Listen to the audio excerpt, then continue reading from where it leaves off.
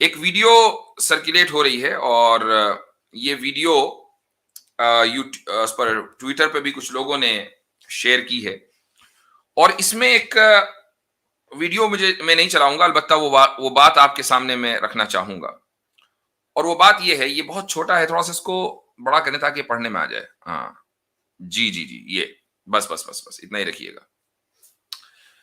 X مسلم مرتد ساحل نے ایک ویڈیو بنائی ہے، اور اس ویڈیو میں اس نے ایک عبارت کا حوالہ دیا ہے، اور یہ عبارت در مختار کی ہے۔ الدر المختار ایک کتاب ہے جو افتاء کے ڈپارٹمنٹ میں پڑھائی جاتی ہے۔ سب سے پہلے میں یہ بتا دوں کہ فقہ کی جو کتابیں ہوتی ہیں وہ انسانوں کی لکھی ہوئی ہیں، وہ فرشتوں کی لکھی ہوئی نہیں ہے، قرآن کی نازل اللہ کی نازل کردہ نہیں ہے۔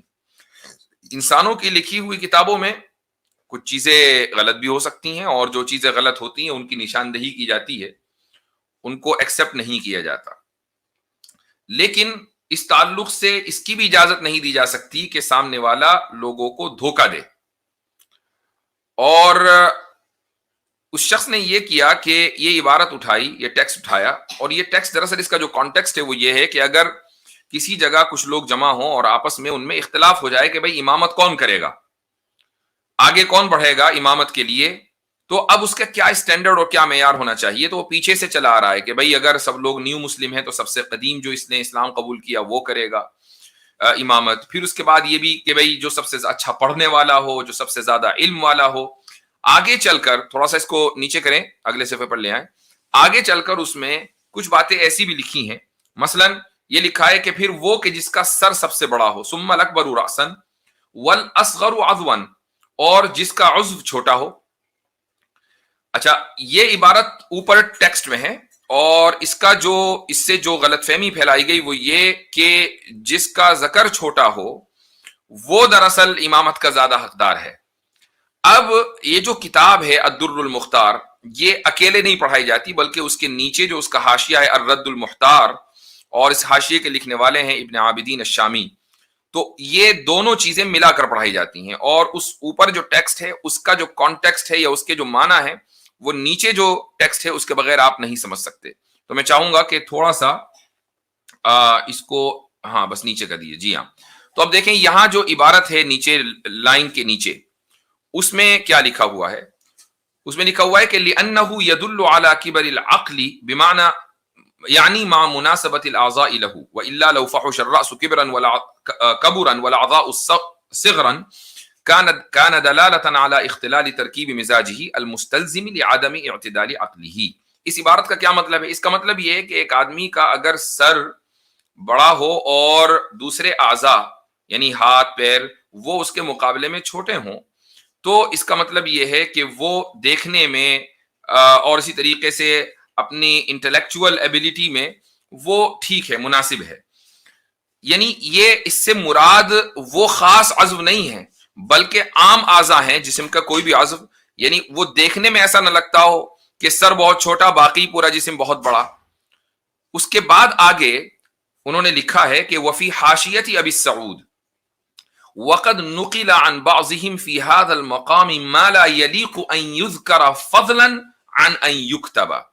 حاشیہ ابو سعود میں یہ بات لکھی ہے کہ کچھ لوگوں نے اس جگہ ایسی باتیں ذکر کر دی ہیں کہ جن کو زبان پر بھی نہیں لانا چاہیے، چاہے جائے کہ ان کو لکھا جائے۔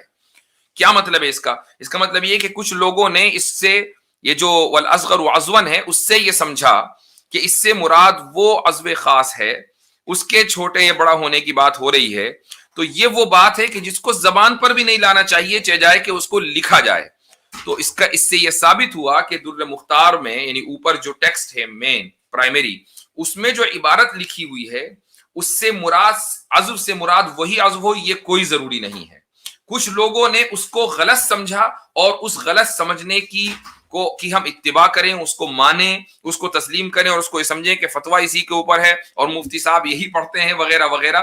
یہ آپ کی فکری قلاشی ہو سکتی ہے، یہ آپ کی انٹلیکچوئل بینکرپسی ہو سکتی ہے، لیکن اگر آپ جھوٹ کا سہارا لے کر دوسروں کے اوپر یہ الزام تراشی کریں گے، عبارتوں کو ڈسٹورٹ کریں گے اور اپنے اندھ بھکتوں کو غلط طریقے سے اس عبارت کا معنی سمجھائیں گے، تو ظاہر ہے کہ کنٹرول تو کسی پر نہیں ہے، لیکن آپ you are exposing yourself, آپ اپنے آپ ہی کو ایکسپوز کر رہے ہیں۔ لیکن ایک اصولی طور پر میں ایک بات بتا دوں آپ حضرات کے سامنے کہ جو میں نے شروع میں بھی کہا کہ فقہا کی یہ جو عبارتیں ہوتی ہیں یہ قرآن اور سنت کے اوپر 100% ڈیپینڈ کریں ایسا نہیں ہے. بہت سی چیزیں اپنے اجتہاد سے بھی ہوتی ہیں, بہت سی چیزیں اپنے ماحول کے اثر سے ہوتی ہیں.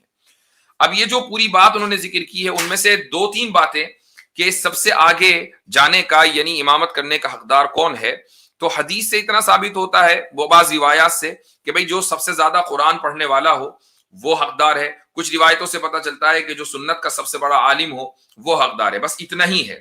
اس کے بعد جتنے اسٹینڈرڈز ہیں وہ بہت سارے کے سارے فقہا نے اپنی رائے اور اپنے اجتہاد سے ذکر کیے ہیں. کچھ چیزوں کو امت نے قبول کیا اور کچھ چیزوں کو دیوار پر دے کر مارا. یہ امت اتنی بانج اور قلاش نہیں ہوئی ہے کہ کچھ بھی کتاب میں لکھ دیا جائے اس کو قبول کر لے. تو ہمارے یہاں یہ سسٹم ہے کہ ہم فقہا کی عبارتوں کو جانچتے ہیں, اگر وہ قرآن اور سنت کے مطابق ہیں تو ان کو لیا جائے گا, اور قرآن اور سنت کے اگر خلاف ہیں تو ان کو دیوار پر مار دیا جائے گا.